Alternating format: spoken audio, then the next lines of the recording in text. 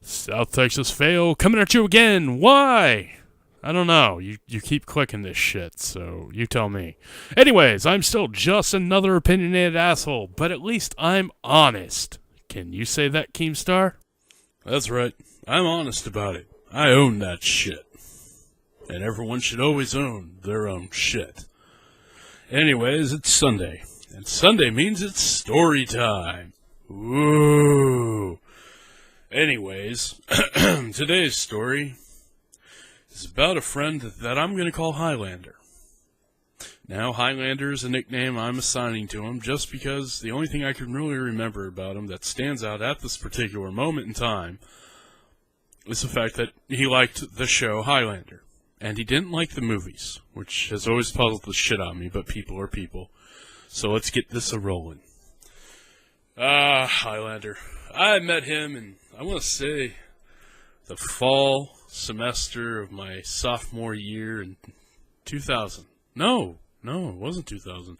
It was 1999 when I met Highlander. Highlander. Cool kid. Fun to hang out with. But he also played W.O.D. And he played a lot of different variants into W.O.D. For those of you that do not know what I mean when I say W.O.D., it's just the shorting of World of Darkness. So, he played a lot of W.O.D., and he ran a lot of W.O.D. If I ever needed a Vampire the Masquerade game, he knew one, or he was running one. If I ever wanted to play Mage, either Awakening or Ascension, either one, he needed a player, or he knew someone that needed a player, that the game he was in. Mummy, same thing. Werewolf the Apocalypse? Hell, he was almost always running a werewolf game. Demon the Fallen? He knew one. So if I ever needed to play W.O.D. and I couldn't find a group of my own, or my regular group, which he was part of, was fractured because high school's full of bullshit drama, he knew someone that would take on a W.O.D. player. So we decide one day to call him up and go, hey, I got nothing going on this Saturday. I'm looking for a one-shot W.O.D. game. And he goes, dude, I'm glad you called. I need a player for my Masquerade game this weekend, and it's a one-shot. I went, seriously, you fucking with me? He's like, no, I really got a one-shot going this weekend. We need 2 more players. Are you in? And I'm like, yeah, hell yeah, I'm in. He goes, cool. Game will be Friday night. It'll start Friday. We're going to play through Saturday and into Sunday morning. Then the game will be over at Sunday morning. I went, okay, cool. Awesome. I'm down. So, I packed my shit, head to his house, and begin character creation. And I ask, any limitations? And he goes, no. The GM doesn't have any limitations, just standard character creation. I went, so 3, 5, 7, 15. He went, yeah, 3, 5, 7, 15. I went, awesome. So I made a character with 3, 5, 7, and 15 in respective places. And if you don't know what that means, then I'm not going to sit here and explain it. That'll be a different video, if ever. So, make up my little Ravnos. It was either Ravnos or Gangrel, I can't remember. Either way, he was a drug dealer. And he was a small-time drug dealer, and he also had an illicit blood bank out the back of his crack house, because if you were going to get drugs and couldn't afford them, he'd take a couple pints and give you some drugs. It was a glorious business racket, actually. It worked very, very well. He then sold it to other vampires so they can get high without having to fucking deal with other people. Drug users can be unpredictable. It's just the nature of the beast, and my microphone stand has decided to fucking there. Fucking piece of shit. Anyways. So, we eventually find another player, they join in, and they build a Brujah Thug. Which was, yeah, he was a Brujah Thug. And there's nothing wrong with that, we really needed it. So, he, however, hasn't told me what he was making. Highlander. And eventually I get curious. I'm like, dude, Highlander, what are you making? What character are you going to play? What clan? He goes, I'm going to do something I haven't done in a while. I'm like, what? He goes, I want to play Malkavian. I went, oh, fuck, really? really? He's like, dude, trust me, I know how to run a Malk. I'm like, man, you better not do any stupid crazy shit. Alright, I don't want to have to worry about your character fucking dropping the veil and exposing the masquerade and all this other shit. Please don't play a Malkavian. He's like, no, dude, trust me, I've got this. Now, when Highlander said something like, I've got this, he generally had a good idea of what he was doing. And it's like, alright, fine. Don't get us fucking killed. I don't want my ass getting ashed. He's like, it's fine. Trust me. Okay, fine. I trust you. So, what he did was, he built a Malkavian. And his Malkavian was the Conspiracy Hour talk show host on the local college radio station / community public access TV channel. So he'd have a conspiracy show twice a week on the radio and twice a week on television. That was his thing. That's how his character got away with being crazy as a conspiracy theorist. Now, most of the time when I've run into anyone who's ever played a fucking Malkavian, they play him as if they're batshit insane. Fucking skipping down the street with a golf club, hitting people in the face, going, I hate bunnies. Yeah, I've had someone do that in a game. I've had another one run around with a fucking sword, cleaving people in half, screaming, it's a flaming banana! Banana! And that's why I'm squeamish around people who want to play a Malkavian, because their characters are 9 out of 10 times utter fucking bullshit. But Highlander built a character that was well-rounded and could pass for normal. The only thing is that he believed in conspiracy theories. And Highlander had basically said, if you're gonna play a Malkavian, don't be fucking stupid like you belong in an asylum. Your character should be passable. And in being passable, be normal. So his character seemed normal on the surface, until you started talking about his political views. Because then he'd go into this long-winded story about how the Masons had teamed up with the Illuminati and the Rothschilds to run the U.S. government, along with every other government. Everything's a shadowy puppet war and all this other crap. And it was brilliant. It was fucking absolutely brilliant how he did this. Because I'd never seen someone play a Malkavian like that. As I've said, excuse me, fucking heartburn. Anyways, anytime anyone ever ran a fucking Malkavian in any game I've been in, they 9 out of 10 times were fucking stupidly crazy. And to a way it was almost game-breaking. But him, he played a normal person that just happened to be fucking nuts. And it worked. It worked so fucking well. So, we get into the game. The game starts off, our characters are kind of mingling about in this little office that some Primarch for the Prince of the City had us meet in, because he's got a mission for us. And as the Prince has made this city very well known, that he'll team up vampires he finds worthwhile into groups of other vampires that he also finds worthwhile, and that he thinks their skills and talents will fucking work well together to perform missions and services and blah fucking blah. So, we're waiting in this office, and I can already tell that we have a Nosferatu, and he's playing our tech guy. And he played him really well, nothing noteworthy, standard Nosferatu, ugly as a motherfucker, super fucking smart. Good. We've got a thug who's really there for muscle and combat. His character had the nickname Wolfsbane because his character killed fucking werewolves. And that was the fucking thing. His vampire killed werewolves because he was that tough of a motherfucker. And for those of you that play WOD, vampires aren't really that good at taking down a werewolf on their own. A full fucking pack will decimate a werewolf. Werewolf will decimate a vampire on their own. But he'd go toe-to-toe with werewolves, so he got the nickname and the moniker Wolfsbane. And then we have Highlander's character. And then you have my character who's just selling drugs and getting blood and funneling it into the city's supply for all the other vamps. Okay.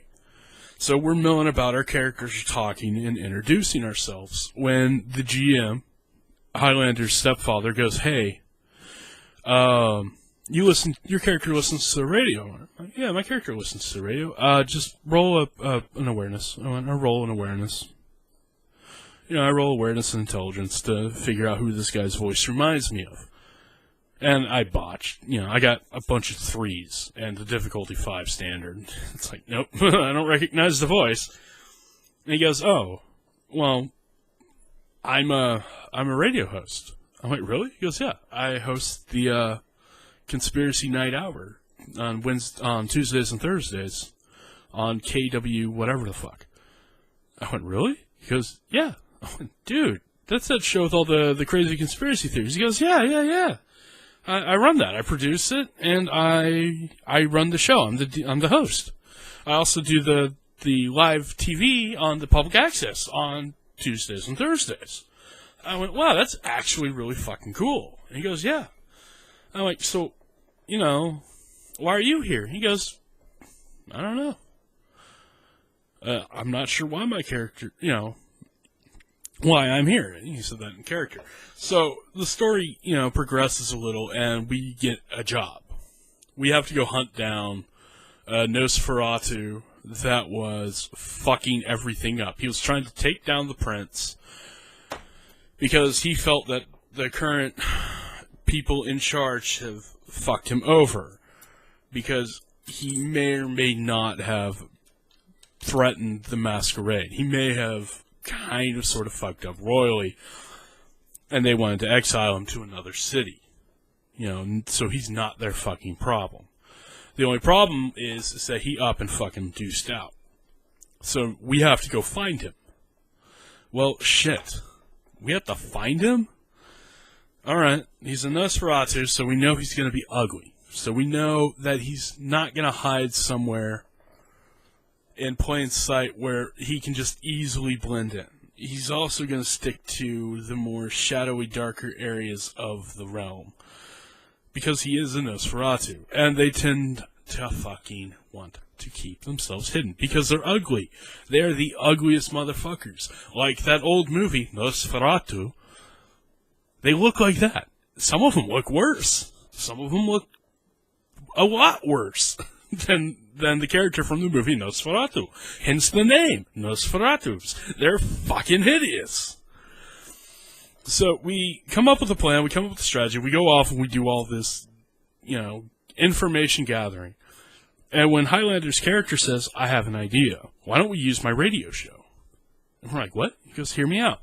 We can use my radio show, we can bring up the theory of, fictional monsters and mythology in modern society." And I was like, "Where are you going with this?" He goes, "Hear me out. By presenting vampires as a possibility, and we describe what this guy looks like vaguely, somebody said, 'Well, I saw someone that looked like that.'" And the GM's sitting there going like this.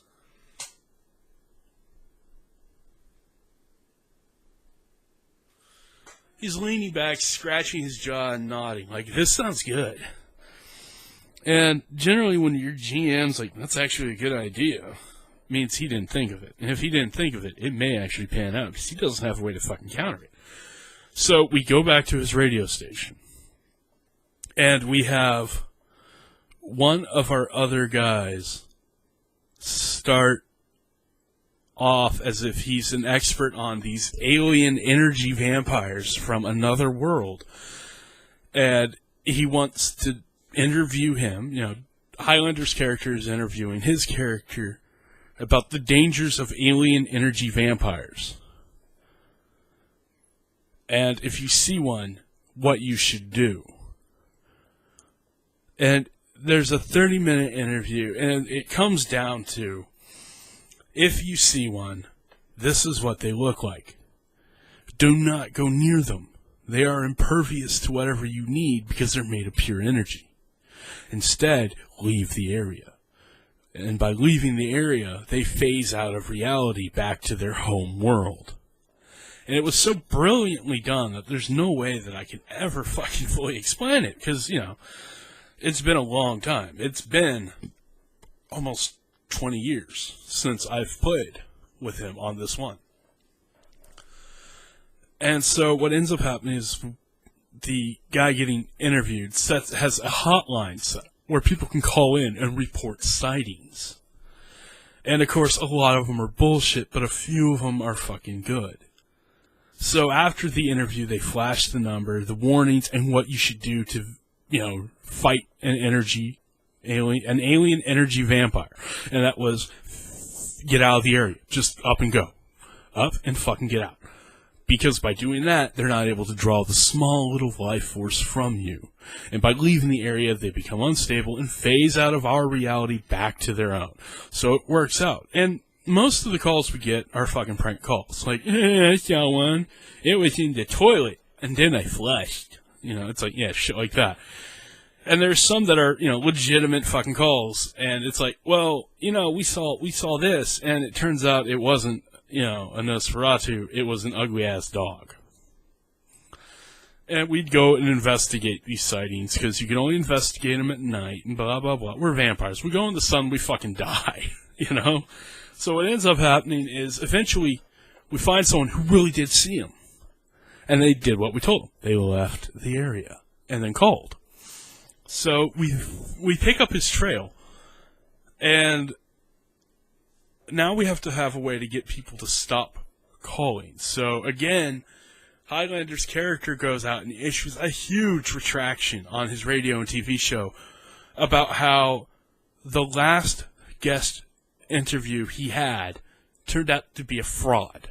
The guy had completely defrauded him out of money and airtime.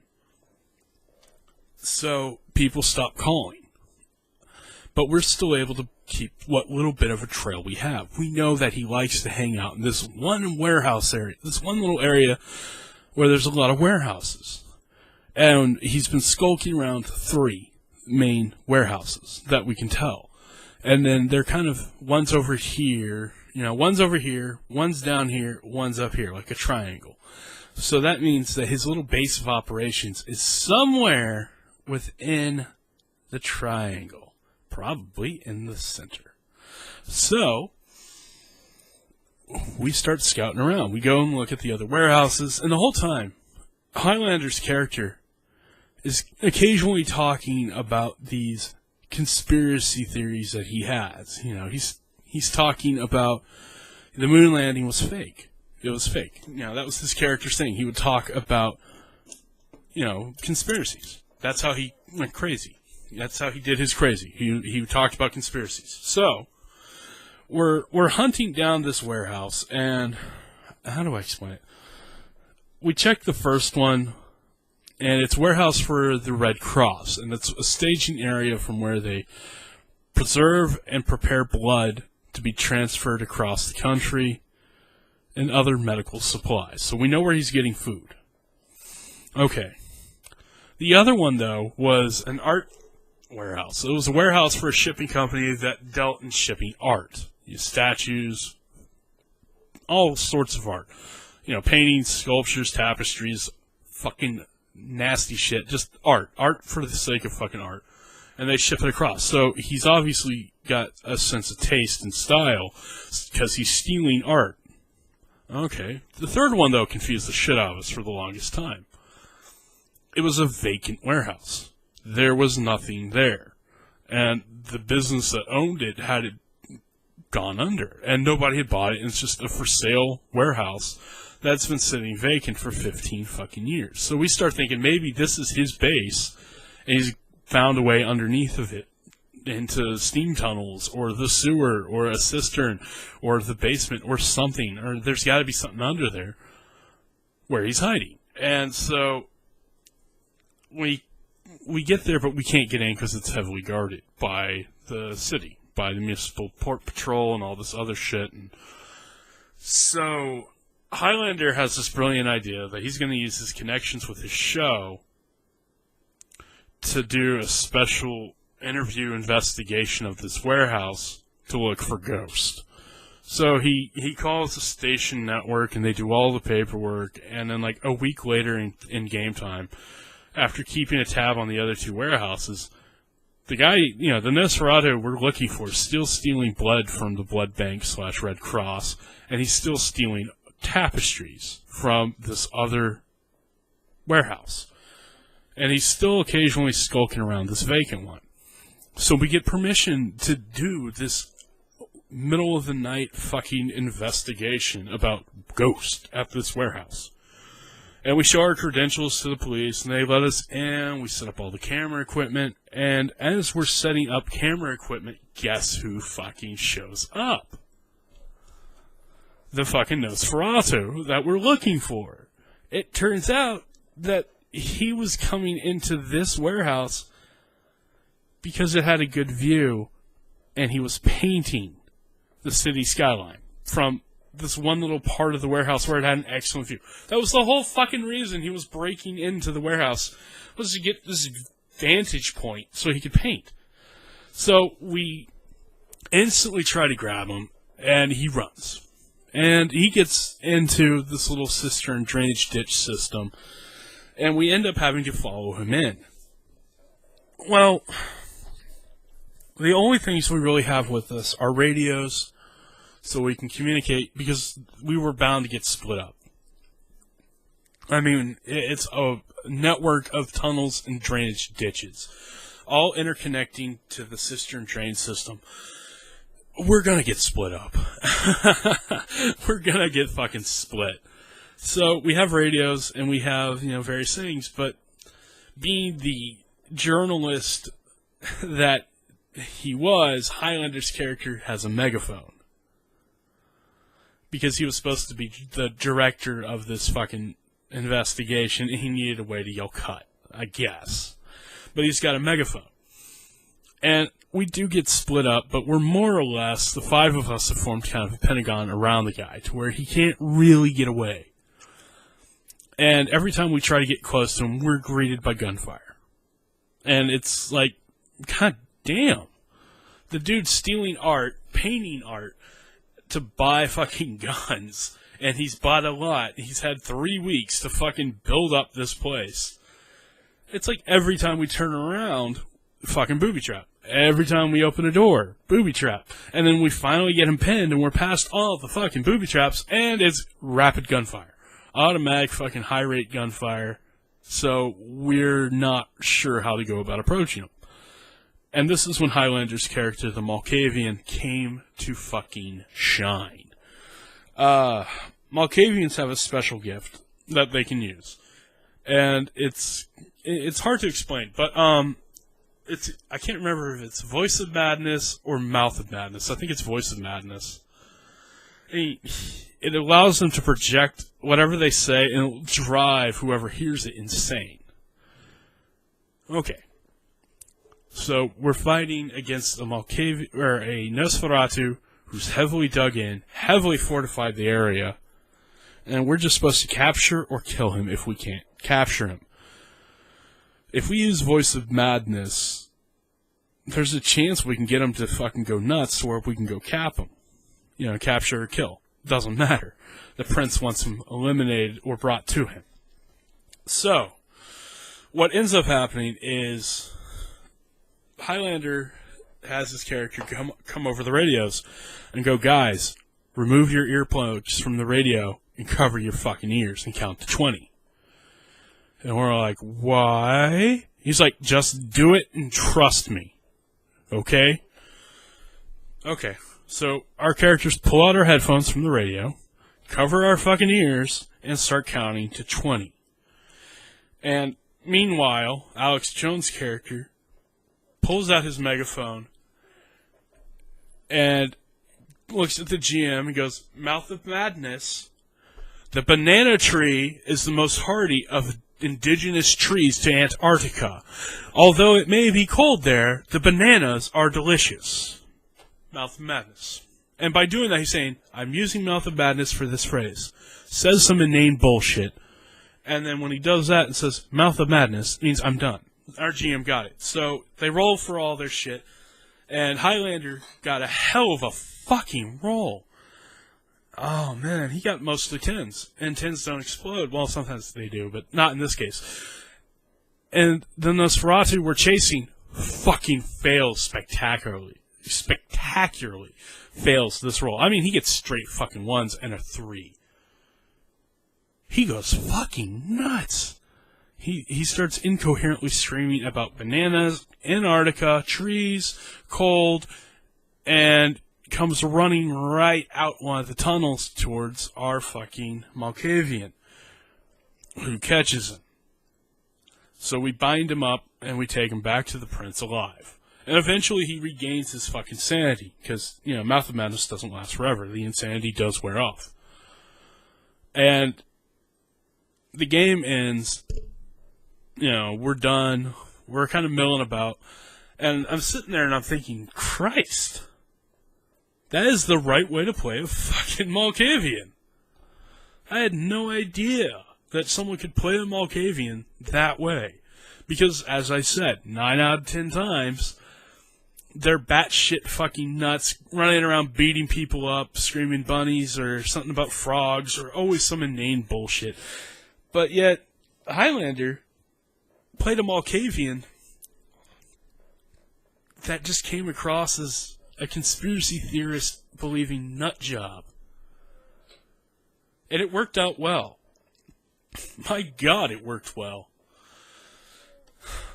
And unfortunately, I haven't played in another WoD game, or at least with Vampire the Masquerade, where somebody has, well, no, not even another WoD game, where anyone has ever come close to playing a Malkavian like that.